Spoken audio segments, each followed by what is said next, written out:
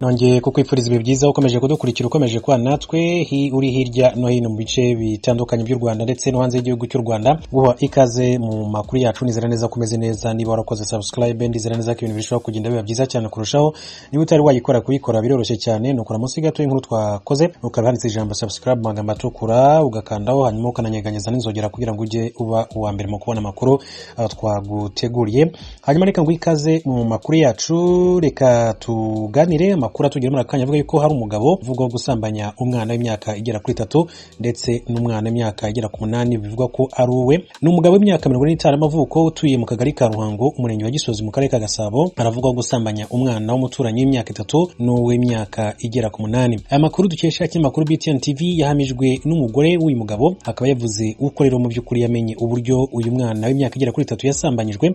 Ati yaramutumyeho, ati mu by'ukuri yaramutumye ngo nagende kuzanira biswi ingenzi, birangiye ngo aragenda arayizana. Akizana asanga uyu mwana mu nzu, asanga arimo kwambara ikariso. Arangije aramubaza ngo deni ko uri kwambara ikariso bigenze gute? Denise nawe ngo arabyanga, ashaka kurira, araceceka. Arangije rero mu by'ukuri aramubwira ngo ndabivuga.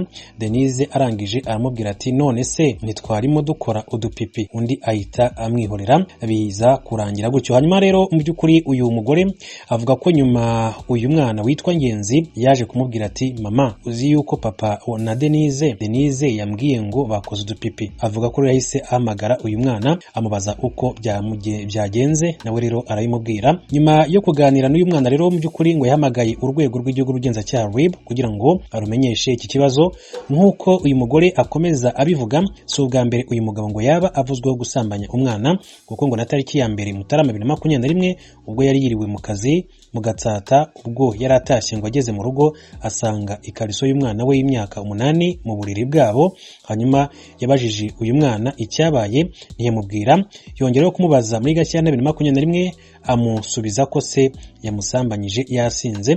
Urwego rw'ubugenzacyaha rwageze aho bikekwa ko icyaha cyabereye, ariko umugabo yari yamaze gutoroka. Bwiza yandikiye umuvugizi warwo kugira ngo rero mu by'ukuri imenye aho uru rwego rugeze rukurikirana iki kibazo, ariko ntabwo ngarasubiza. Ati naza gusubiza rero mu by'ukuri ati turakomeza kugira tubagezaho iyi nkuru nk'uko mu by'ukuri cy'amakuru bwiza.com dukesha amakuru cyakomeje kugenda kibigarukaho. Nibyo rero n'amahano avugwa mu mujyi wa Kigali, by'umwihariko mu karere ka Gasabo hariya murenge wa Gisozi. Birabe rero mu by'ukuri ibyuya ntibiba amaraso kuri uyu mugabo, nubwo bivuga ko yamaze gutoroka, ariko mu by'ukuri yamaze gufatwa ibimenyetso bikagaragara ko yasambanyijwe. Nizera neza ko inzego z'umutekano zizakomeza kumukurikirana zikaba zamuta muri yombi kugira ngo aryozwe icyaha cy'ubugizi bwa nabi yabarakoreye aba bana bombi w'3 ndetse n'umwaka 8 bivugwa ko ari umwana we. Hanyuma mu yandi makuru ikambwira ko Colonel Joseph Rutabana yatangiye imirimo nk'ambasaderi mushya w'u Rwanda mu gihugu cya Uganda.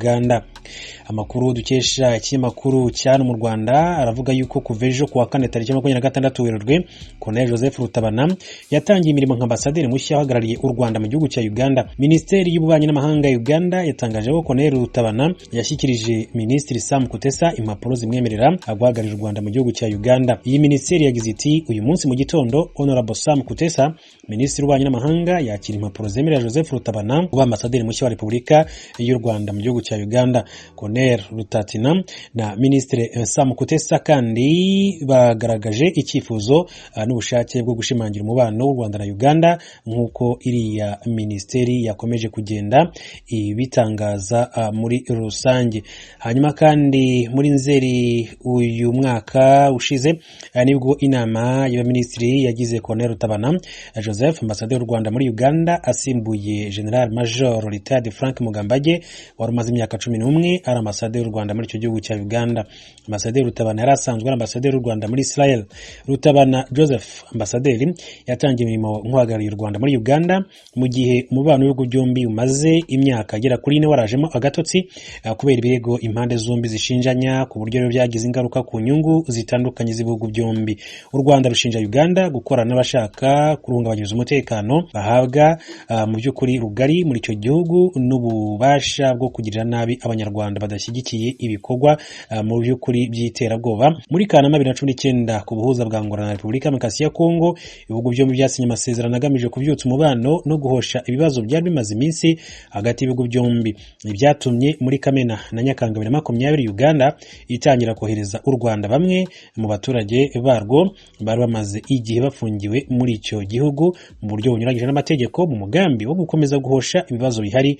Ambasaderi Joseph Rutabana yatanze rero isezerano ry'uko mu gihe cye nk'ambasaderi w'u Rwanda muri Uganda yasezeranyije ko azakomeza umubano w'ibihugu byombi ushingiye ku bukungu ndetse na politike. Mu yandi makuru reka tujye mu gihugu cya Tanzania. Ku munsi w'ejo Perezida John Pombe Magufuli yarashyinguwe, hanyuma reka turebera hamwe ishimwe rya Perezida Samia Hassan Suluhu ku munsi wo gushyingura Dr. John Pombe Magufuli. Kuri uwa 26 Werurwe 2021 haraba umuhango wo gusezera bwa nyuma Dr. John Pombe Magufuli wayoboye Repubulika yunze ubumwe ya Tanzania wapfuye mu cyumweru gishize. Perezida Samia Hassan Suluhu wamusimbuye mu buryo bw'inzibacyuho yafashe umwanya ashimira abo mu ngeri zitandukanye baseze kuri Dr. John Pombe Magufuli n'abihanganishije Tanzania muri bihe bitoroshye akoresheje imbuga nkoranyambaga ze. Perezida Samia Hassan Suluhu yagize ati uyu munsi ubwo turashyingura umukundwa wacu Perezida Dr. John Pombe Magufuli Joseph mu izina ry'abaturage ba Repubulika yunze ubumwe ya Tanzania ndetse no ku giti cyanjye ndashimira bagenzi banjye, abayobozi b'ibihugu, abanyamadini, abanyapolitike, umuryango w'abadiplomate. Yakomeje ashimira kandi ibitangazamakuru, abahanzi, abanyamuziki na buri wese wihanganishije Tanzania muri ibi bikomeye cyane irimo. Ati Imana ihe Perezida mukundwa wacu amahoro adashira, amen. Tariki ya 17 Werurwe 2021 nibwo Dr. John Pombe Magufuli yapfuye azize indwara y'umutima. Yaramaze amezi make atangiye kuyobora manda ya kabiri yagombaga kuzarangira ku itariki ya 25 yagombaga kuzarangira mbabarire muri 2025. Akaba rero mu by'ukuri Samia Hassan Suluhu wari vice perezida we ari we wahise ufata inshingano zo gukomeza kuyobora iki gihugu cya Repubulika yunze ubumwe ya Tanzania. Rwanda h'umushumba mushya wa Diocese Gatolika ya Cyangugu Musenyeri Edouard Sinayobye yaraye yimitswe ku mugaragaro asimbuye Musenyeri Jean Damascene Bimenyimana witabye Imana mu kwezi kwa gatatu mu 2018 azize uburwayi. Mugenzi wacu Temistocle Mutijima yari kuri stade ya Rusizi aho umuhango wo kwimika Musenyeri Sinayobye wabereye, araduheye inkuru. Urashaka kuzakurikirana nk'umushumba mwiza intama zazimiye ukazigarura mu gikumba cya Nyagasani. Ndabishaka. Uwo ni Musenyeri Filipo Rukamba, umwepiskopi wa Diocese Gatolika ya Butare, akaba n'umukuru w'inama y'abepiskopi Gatolika mu Rwanda. Aha arasubirishamo Padiri Sinayobye Edouard amasezerano amwinjiza mu rwego rw'abepiskopi. Bukuru utorewe. Ndabishaka kandi Imana izabimfashamo. Imana yagutangiye umurimo mwiza izanawukomeze kugeza ku ndunduro. Umuhango wo kwimika Musenyeri Sinayobye nk'umwepiskopi mushya wa Diocese Gatolika ya Cyangugu witabiriwe n'abepiskopi Gatolika bose bo mu Rwanda barimo na Karidinali Antoni Kambanda. Witabiriwe kandi n'intumwa ya Papa mu Rwanda Musenyeri Andrzej Josefovich. Icyakora ntibyoroheye benshi mu bakirisitu b'iyi Diocese kuhagera kubera ko bijyanye n'amabwiriza yo gukumira icyorezo cya COVID-19. Buri paruwasi yari yemerewe abakirisitu batarenze 10. Buri wese winjiraga muri stade ahaberaga uyu muhango yasabwaga icyemezo cy'uko yapimwe COVID-19 mu minsi itarenze 15 kandi akaba nta bwandu bw'icyo cyorezo yasanganywe. Ibi byatumye mu basaga gatoya 300 bari bahari hejuru ya 90% barabihaye Imana.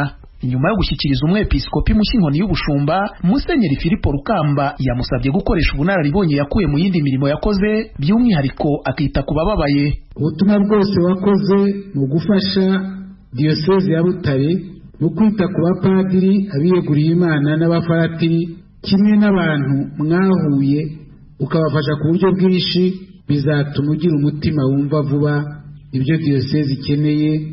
Urabe rero nk'uko twabivuze inshuti y'abasaserdoti, inshuti y'abiyeguriye Imana n'abakristo bose bazaza bagukeneye.